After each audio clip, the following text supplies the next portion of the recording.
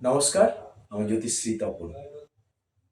আজকে আমি আপনাদের কন্যা রাশি সম্বন্ধে কিছু বলবো।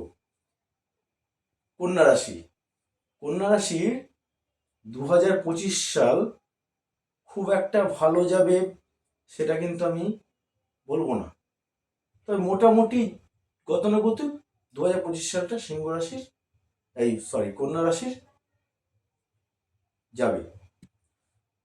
এই কন্যা রাশির এখন ষষ্ঠে শনি আছে, অর্থাৎ কুম্ভ রাশিতে শনি আছে। এই শনি 29 মার্চ 15 চৈত্র রাত্রি 9:44 কুম্ভ রাশি থেকে মীন রাশিতে প্রবেশ করবে, অর্থাৎ কন্যা রাশির সপ্তমে শনি যাবে। এই শনি যখন সপ্তমে যাবে তখন কিন্তু যে খুব ভালো পজিশন থাকবে। সপ্তমে শনি এমনি অ্যাকচুয়ালি যদি অ্যান্টি ঘরে বসে থাকে সেক্ষেত্রে তো খুবই খারাপ হয়। যদি আপনার মিত্র ঘরেও থাকে, যদিও বৃহস্পতি ঘরে আছে, তথাপি খুব বেশি খারাপ হবে সেটা আমি বলবো না। তবুও সপ্তমে শনি খুব একটা ভালো ফল দেয় না। এবং ষষ্ঠে যে শনিটা এখন আপনাদের ফলটা দিচ্ছে, সেই ফলটা কিন্তু সপ্তমে যখন সঞ্চরণ হবে, শনি যখন সপ্তমে যাবে তখন কিন্তু খুব ভালো ফল দেবে। এটা কিন্তু বলতে মানে আমার মতে আর কি, এটা কিন্তু খুব ভালো ফল দেবে সেটা আমি বলবো না। তবে ষষ্ঠে যখন রাহুটা যখন সঞ্চরণ হবে, এরপরে সপ্তমে শনি সঞ্চরণ হওয়ার পর কিছুদিন পর যখন রাহু সঞ্চরণ হবে, রাহু কিন্তু ষষ্ঠে আসছে এবং কেতু কিন্তু দ্বাদশে যাচ্ছে কন্যা রাশির। এই কন্যা রাশির দ্বাদশে যখন কেতু থাকবে, কিছু কিন্তু শারীরিক ট্রাবলস কিন্তু আপনাদের দেবে কন্যা রাশির জাতক বা জাতিকাদের। এই শারীরিক ট্রাবলস বলতে যে কোনো ভিতরে গুপ্ত কোনো সংক্রান্ত রোগ কিন্তু স্প্রেড করবে যখন দ্বাদশে আপনার কেতু যাবে। সুতরাং যদি কোনো রকমের সমস্যা আপনারা সেই টাইমে বোঝেন যে সমস্যা হচ্ছে আপনাদের শরীরে, আপনারা অবশ্যই কিন্তু ডাক্তারের সঙ্গে পরামর্শ করবেন। এবং আপনার ষষ্ঠে রাহু, এটা কিছুটা আপনাদের ভালোই থাকবে, ভালোই দেবে। ষষ্ঠে রাহু অ্যাকচুয়ালি ভালোই বলি আমরা জ্যোতিষ ভাষায়। ষষ্ঠে রাহু যখন থাকবে আপনাদের, তখন মোটামুটি গতানুগতিক আপনাদের মোটামুটি ব্যবসা বাণিজ্য যেগুলোই করবেন, এরপরে যখন রাহুটা সঞ্চরণ হবে তখন মোটামুটি আপনাদের ব্যবসা বাণিজ্য মোটামুটি ভালোই যাবে।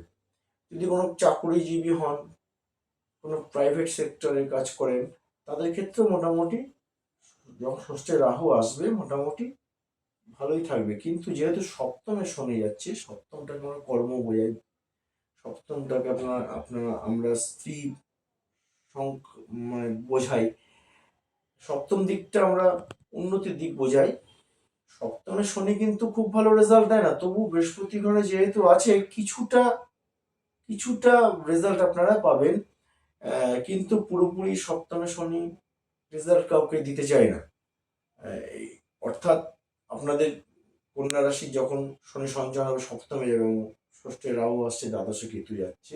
এখন বর্তমানে আপনাদের নবমে বৃহস্পতি আছে, বৃষে বসে আছে। এরপরে বৃহস্পতি সঞ্চরণ হবে আপনাদের দশম স্থান হচ্ছে আপনার মিথুন রাশিতে সঞ্চরণ হবে। এই দশম স্থানে যখন বৃহস্পতি সঞ্চরণ হবে, এখন তো মোটামুটি আপনাদের ভাগ্যের সহায়তা বৃহস্পতি করছে না তা নয়, কিন্তু এরপরে যখন দশমে যাবে, মিথুন রাশির ঘরে যাচ্ছে ঠিকই, কিন্তু তথাপি দশমে আপনাদের কর্মর কিছুটা পরিবর্তন ঘটাবে কর্মর দিক থেকে। এবং আপনাদের যদি কেউ জব না পান, তাদের ক্ষেত্রে কিন্তু নতুন জব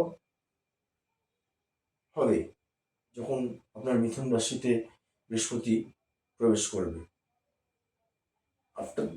আপনার মোটামুটি 2025 সালটা যেটুকুনি পেলাম আমি আপনাদের কন্যা রাশির, সেটুকুনি মোটামুটি গতানুগতিক আপনাদের এই বছরটা চলবে। এবার আপনারা যদি বেশি কিছু ভাবেন যে আমার বেটার প্রচুর কিছু হবে, সেটা কিন্তু হবে না। কেননা এই বছরটা 2025 সাল আপনাদের গোচর ভিত্তিক বিষয়ে খুব একটা ভালো পজিশন নাই। হ্যাঁ, তবে আপনাদের হরোস্কোপের সাপোর্টটা থাকা দরকার, হরোস্কোপের স্ট্রেংথটা থাকা। যদি কারোর হরোস্কোপ ভালো স্ট্রেংথ থাকে, রাহু কেতু বৃহস্পতি এবং শনি যদি কারো হরোস্কোপে ভালো পজিশন থাকে, তুঙ্গস্থ থাকে কিংবা সকেত্রিক থাকে, কিংবা ভালো ঘরে ভালো নক্ষত্র নিয়ে বসে থাকে, ত্রিকোণ কেন্দ্রে ত্রিকোণে যদি ভালো পজিশন নিয়ে থাকে এই গ্রহগুলো, তাহলে কিন্তু আপনাদের কিছুটা ভালো হবে, ভালো হবে না তা বলবো না। গোচর ভিত্তিক দিক থেকে খুব একটা ভালো পজিশন না হলেও অন্তত এইগুলো যদি আপনাদের ভালো থাকে অবশ্যই আপনাদের কিছুটা ফল দেবে। এটা আমি প্রত্যেক ভিডিওতে বলে আসছি, প্রত্যেকটা ভিডিওতে আমি, আপনারা জানেন নিশ্চয়ই, প্রত্যেকটা ভিডিওতে আমি বলে আসছি। কিন্তু যদি গ্রহগত অবস্থান খারাপ থাকে, দেখা গেল আপনাদের অ্যান্টি নক্ষত্র নিয়ে গ্রহগুলো বসে আছে অ্যান্টি ঘরে, কিংবা নিচস্থ হয়ে বসে আছে, কিংবা আপনার দীপ্তাংশের অবস্থান খারাপ আছে এইসব গ্রহ, এই 4টে গ্রহের, সেক্ষেত্রে কিন্তু আপনাদের খুব বেটার কিছু দেবে এটা কিন্তু আমি বলবো না। কেননা এমনি গোচরের অবস্থান খুব ভালো থাকবে না। সেই জায়গায় যদি আপনাদের হরস্কোপে আর কি যদি অবস্থান খারাপ থাকে, কিংবা হয়তো ইনঅ্যাক্টিভ গ্রহে দশা চলে, সেক্ষেত্রে কিন্তু খুব ভালো হবে সেটা আমি বলবো না। যেহেতু আমি তো বলেই দিচ্ছি যে গোচরে কিন্তু খুব ভালো পজিশন নেওয়ার কুম্ভ রাশি কন্যা রাশি থাকবে না। সুতরাং যদি আপনাদের হরোস্কোপের সাপোর্ট থাকে তবে আপনাদের কিন্তু কিছুটা উন্নতি করা সম্ভব এই বছরটা। তাছাড়া কিন্তু সেইভাবে প্রচুর পরিমাণে অগ্রগতি হওয়া এইগুলো কিন্তু হবে না। সুতরাং আপনাদের এই নিয়ে চিন্তার কোনো কারণ নেই। আপনারা আপনাদের কর্মটাকে ঠিক করে যাবেন এবং মনে জোরটা রাখবেন। মনে জোর থাকলে মানুষ কিন্তু অনেক কিছু করতে পারে। যদিও ভাগ্যের সহায়তা অবশ্যই লাগবে, গোচর ভিত্তিক বিষয় যেগুলো বলে এগুলো তো লাগবেই, তথাপি মনের জোরটা রাখলে কি হবে, কিছুটা আপনারা এগোতে পারবেন। হ্যাঁ, কিছু কিছু ক্ষেত্রে দেখা যায় গ্রহগত অবস্থানে খারাপ থাকলেও মানুষের কিছুটা অগ্রগতি হয় মনের ইচ্ছা থাকলে।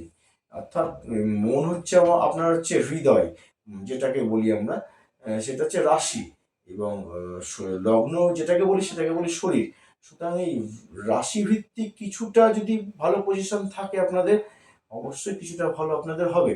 এই নিয়ে কোনো চিন্তার কোনো কারণ নেই।